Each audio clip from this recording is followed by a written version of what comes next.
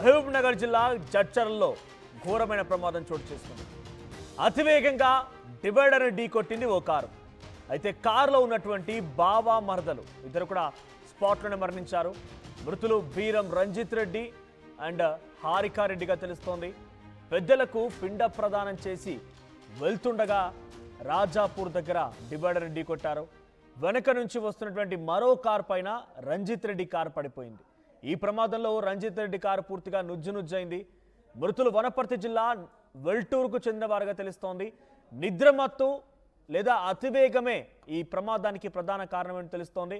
అయితే రంజిత్ రెడ్డి భార్య 5 నెలల గర్భవతిగా ఉంది, తన ఇంట్లోనే ఉండిపోయింది.